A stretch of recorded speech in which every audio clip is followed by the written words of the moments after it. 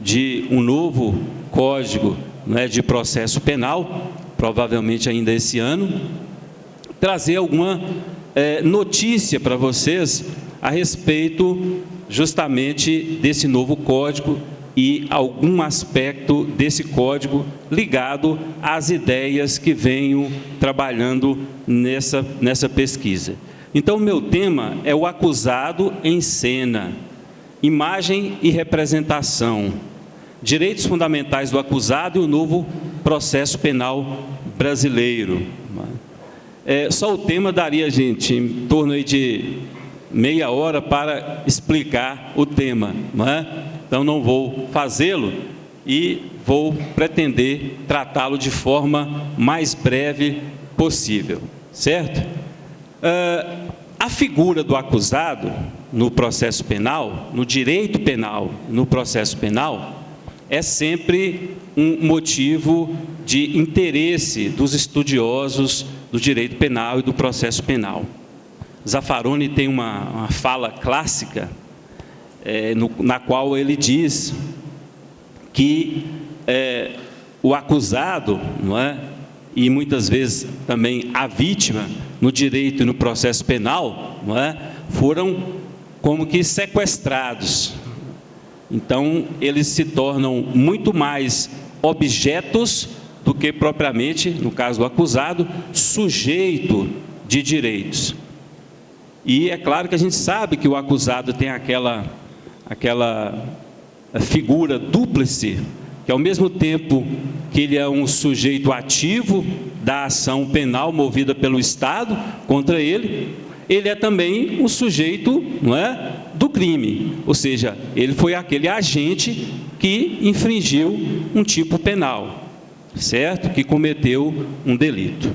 Antes de entrar no tema propriamente dito, eu gostaria de traçar algumas ideias sobre o que penso sobre o direito penal, direito processual penal, certo?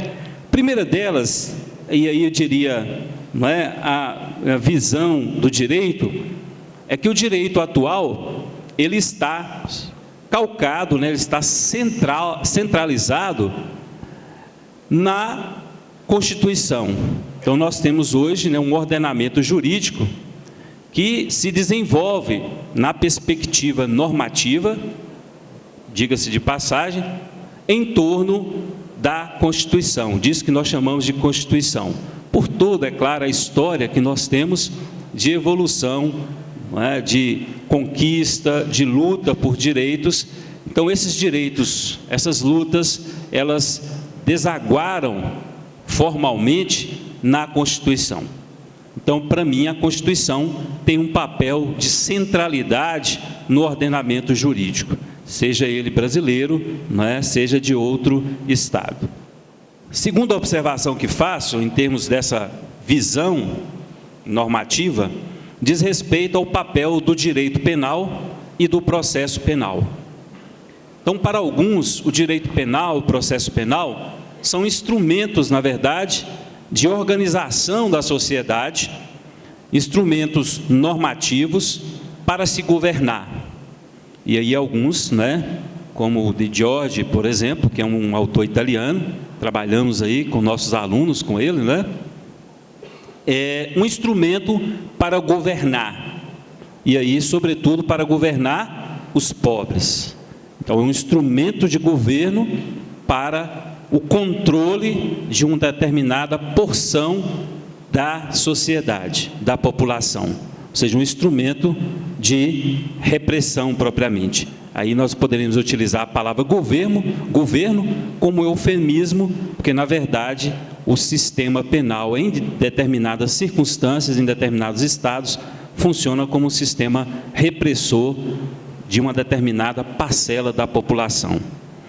A minha visão é que o direito penal e o processo penal, ambos calcados na espinha dorsal da Constituição Federal, representam garantias para o cidadão. Então, direito penal é um direito, na minha concepção, um direito de garantias. Antes de ser um instrumento de governo dessa parcela da população, na verdade, é um instrumento de garantia do cidadão contra a sanha punitiva do Estado. Então, a visão do direito e do processo penal, que é um conjunto, na verdade, de regras, de normas jurídicas que representam um escudo do cidadão contra a invasão indevida do Estado, sobretudo na sua liberdade. E se a gente notar uma evolução histórica do direito penal e do processo penal, nós vamos verificar que, numa certa medida, isso é verdadeiro. Por quê? Porque basta nós lembrarmos, não é? Antes do Estado, propriamente do Estado de Direito, como era o sistema punitivo, nosso sistema punitivo. E aí, a partir, né, de leituras como as de Foucault, por exemplo, nós vamos verificar que os métodos punitivos, eles sofreram, na verdade, né, em uma certa medida, uma amenização, desde as ordalhas que nós tínhamos no sistema, não é, antigo, romano, etc., até a possibilidade, o vislumbre das chamadas, hoje, não é, penas alternativas e demais outras formas, não é, de execução penal que contemplam uma nova visão sobre o sistema punitivo. Então, gente, essa é a minha visão do direito penal, do processo penal, um sistema de garantias do cidadão contra a sanha punitiva do Estado. Bom, vocês poderiam perguntar, mas é isso que acontece hoje? É esse aspecto, não é, que nós vemos no nosso dia a dia nos tribunais? Certamente que não.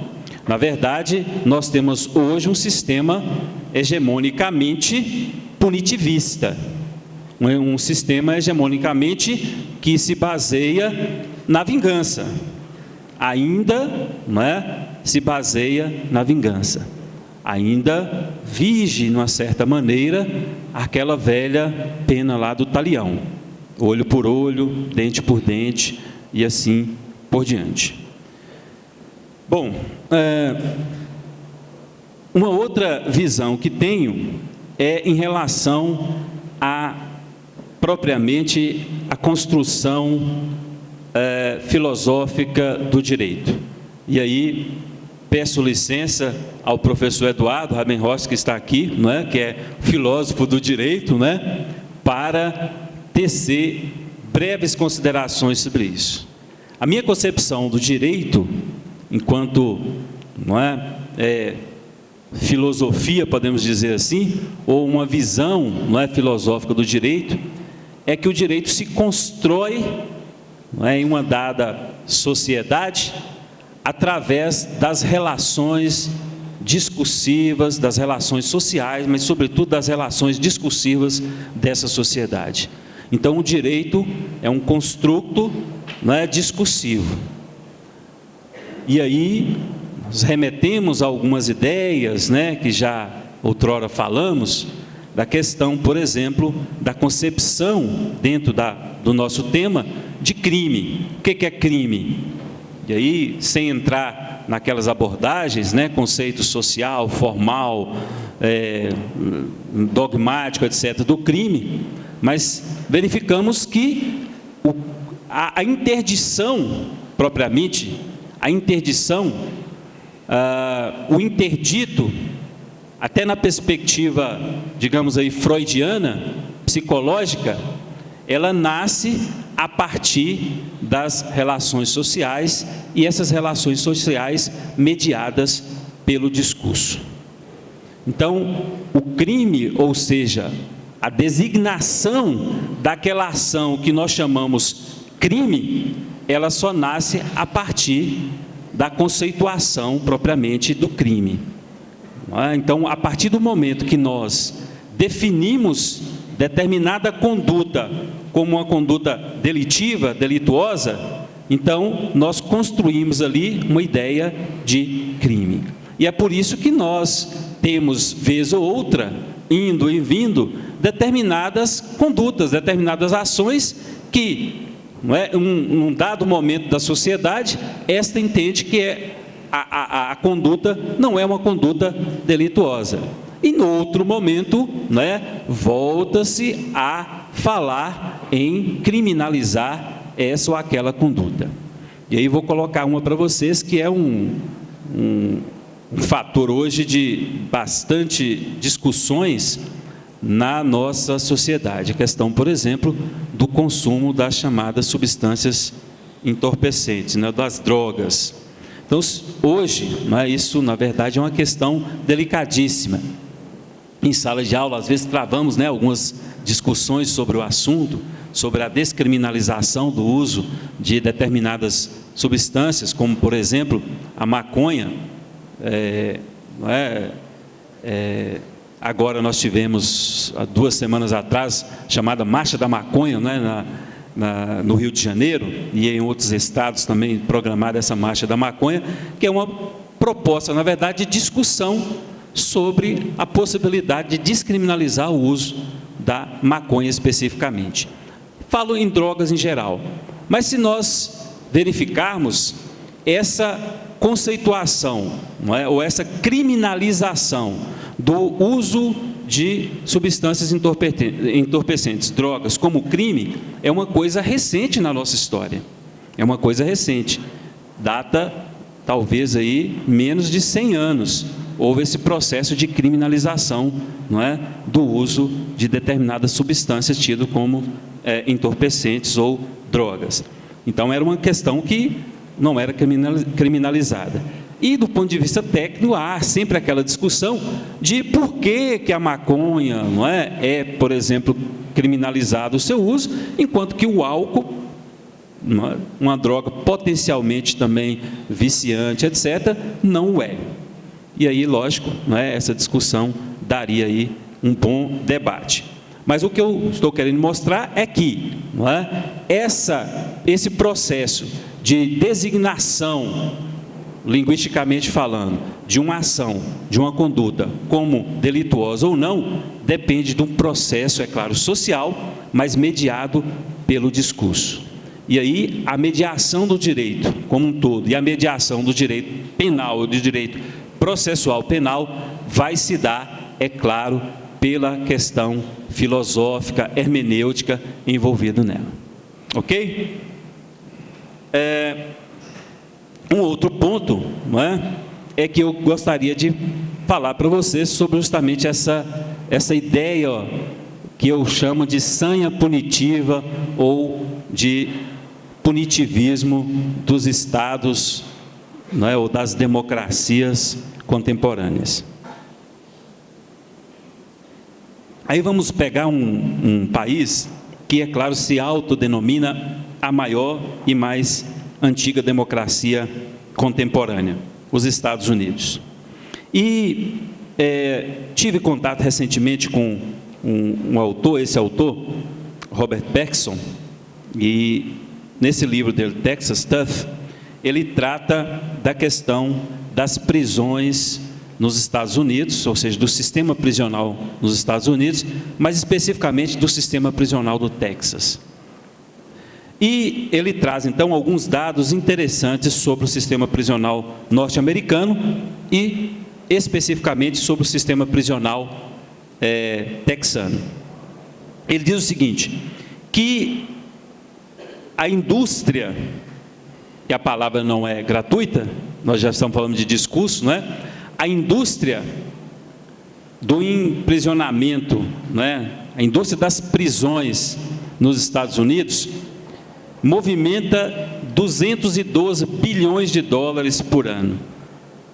Vou repetir, 212 bilhões de dólares por ano, algo em torno de 400 bilhões de reais por ano.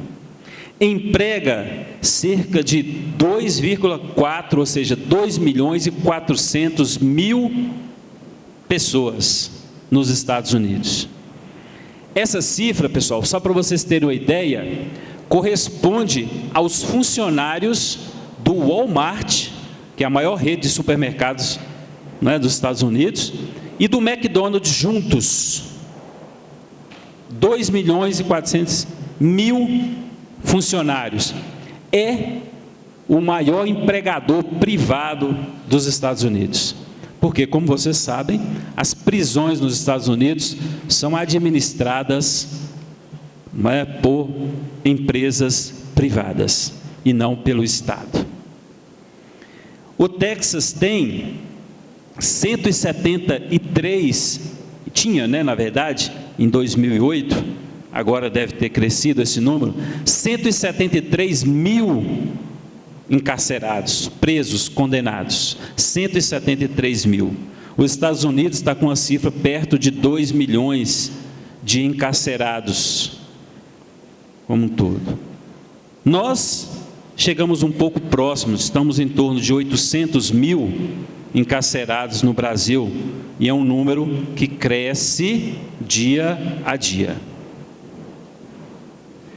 Nos Estados Unidos, aliás, no Texas, mais especificamente, há 691 presos para cada 100.000 pessoas. Olha a cifra, 691 presos para cada 100.000 pessoas. Desses encarcerados, 1 em cada 6 são negros. 1 em cada 13 são latinos. E 1 em cada 4 desses que foram condenados se declaram indigentes diante do tribunal. Ou seja, nós temos uma cifra de 25% dos encarcerados que se dizem indigentes. E aí nós voltamos então àquela realidade do que o de George coloca no seu livro, né? A miséria governada pelo sistema penal, que, na verdade, resolve, entre aspas, o problema de pelo menos 25% dos indigentes, ou seja, encarceramento. Bom, entro então mais brevemente. Estou com 20 minutos aqui, mas vou ser breve nos meus argumentos, não é? Prometo. E o professor Kelly. A questão do acusado em cena. Então, quem é esse acusado? Se nós voltarmos rapidamente nessas cifras, em algumas delas que nós falamos, elas se reproduzem nessas democracias contemporâneas. E nós chamamos de democracias contemporâneas esses estados, não é, de economia capitalista. Então, nós podemos, talvez, não é, com determinadas cautelas, replicar esses números. Como sabemos, também temos no Brasil um grande número de encarcerados, analfabetos ou semi-analfabetos, pessoas negras ou descendentes de negros, pessoas sem formação, sem educação formal. Essa é a massa, esses são os clientes preferenciais do sistema penal. Então, essa é a figura que nós estamos olhando. E aí, a discussão sobre a imagem, ou seja, o acusado em cena, ela diz respeito um pouco, nós estamos aqui hoje no que nós denominamos teatro, né, Santo Agostinho, é que o acusado em cena, na verdade, ele é uma persona, ele é dado a ele, na verdade, uma máscara ou um perfil. Então, nós passamos de cidadãos, quando não indiciados e posteriormente, né, acusados, à condição justamente de acusado, e aí muda-se, na verdade, o perfil de cidadão para acusado, e muda-se também aí a figura que nós vemos. E como é essa figura, pessoal? Então, nós temos a imagem, não é? A contraposição sempre da imagem, né, do bem, a imagem, quando nós, não é, refletimos, desde o início lá das Escrituras, não é? Nós falamos, Deus criou, não é? o universo, criou o universo, e aí diz o seguinte, que o Espírito de Deus pairava, né, sobre o vazio, pairava ali sobre as águas, etc. E depois Deus fez a luz, e distinguiu a luz das trevas, o som do silêncio. E nós, posteriormente, continuamos, na verdade, essa distinção. E aí, essa distinção, ela se concretiza de forma, não é, clamorosa na teatralidade do sistema penal. Então, o cidadão, ele perde, numa certa forma, numa certa maneira, essa sua condição e passa a ser agora, né, um sujeito, como próprios manuais, né, de direito penal diz, um sujeito passivo da ação penal. Ele é um sujeito passivo da ação penal. Ele perde, na verdade, aquela característica propriamente, não é, de atuar como cidadão. E aí há uma evolução, não é, nessa imagem, há uma espécie de desconstrução da cidadania, ou como eu chamei aqui, não é, de, na verdade, um discurso de desumanização. Essa é a grande verdade, um discurso de desumanização contra a figura, não é, do acusado. E aí, gente, esse discurso de desumanização, ele é, claro, não é, disseminado na sociedade, sobretudo pelo grande aliado, né, do Estado, que é a mídia. E aí o cidadão, então, ele passa da condição, ele passa lá do nome de ser humano, da condição de ser humano, para animal, não é? Então, quando se refere a determinado agente, né, de um delito, nós muitas vezes substituímos, basta assistirmos aí aqueles programas da Atena, quem mais, gente? Como é que é o nome do outro? Ratinho, não, tem outros, né, às vezes pior do que o Ratinho, não é? E, da Atena eu já falei, né, da Atena, não é? Que aí é uma substituição, na verdade, da condição de cidadão, ou de simplesmente acusado, para as nominações que caem, na verdade, no imaginário popular. Então, alguém que comete um delito, qualquer, não é, um delito que causa uma repulsa maior à nossa sociedade, essa pessoa é então nominada de animal, depois é uma fera, né, besta fera, monstro, não é isso?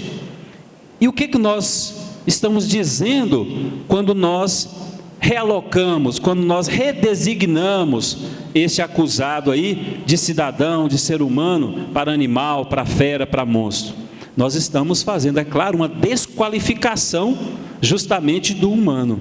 Nós estamos dizendo que, olha, nós, não é, pertencemos a uma outra categoria de ser, não é? Nós somos seres não tão angelicais, né? Mas nós somos seres humanos, civilizados, não é? Aquele que cometeu aquele delito, matou a namorada, cortou as partes, colocou na mala, às vezes choca, não é? Mas será que aquela pessoa deixou de ser humana? Aquele indivíduo deixou de ser humano? Por quê? Porque se nós acreditarmos que, na verdade, ele deixou de ser humano, não é, nós estamos dizendo que, na verdade, não é, a humanidade é uma coisa e a criminalidade, na verdade, é outra. Quando, efetivamente, nós temos todo o processo, é claro, de rompimento das normas e, portanto, de criminalização dentro da própria sociedade. Então é o próprio homem, o próprio ser humano, não é, homem enquanto ser humano, é que produz essa criminalidade.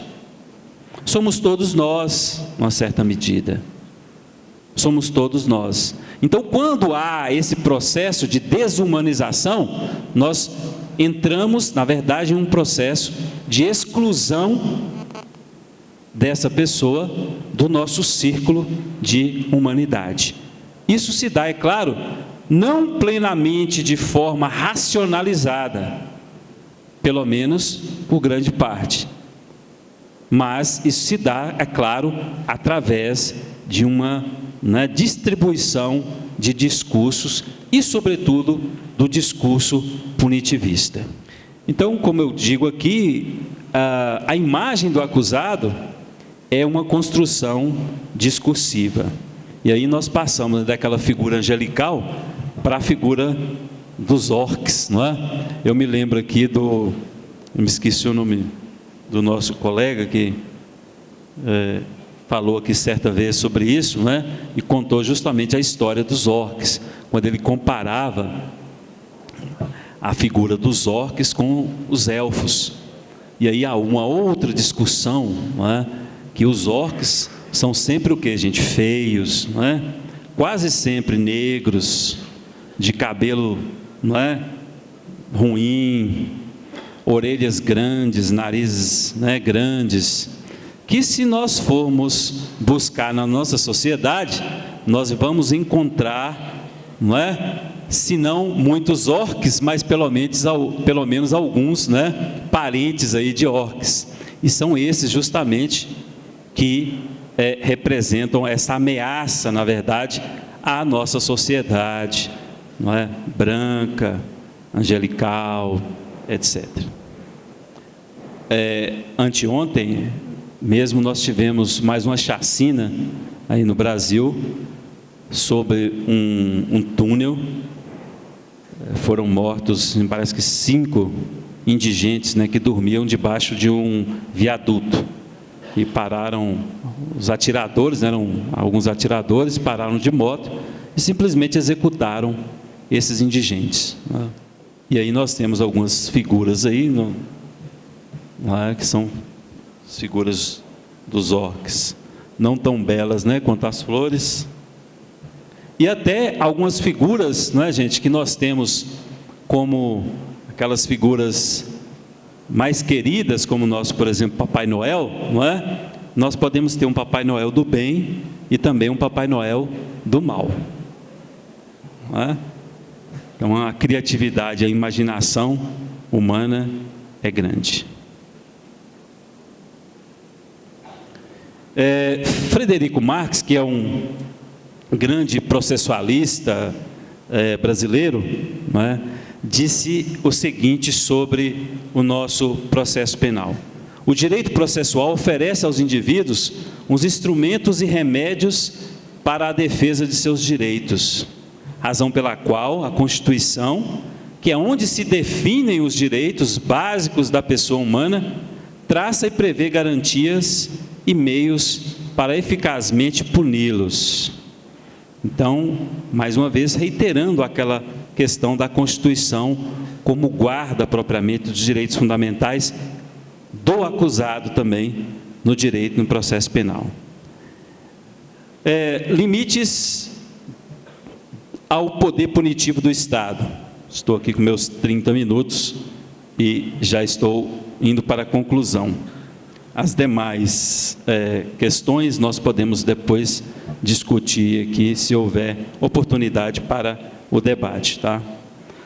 Gente, então nós temos na Constituição Federal aqueles limites ou os direitos fundamentais que se aplicam ora ao indiciado, né, ou posteriormente ao acusado. Dentre eles nós temos lá o chamado princípio, não é, da presunção da inocência, de inocência, não é, ou do estado de inocência, tá?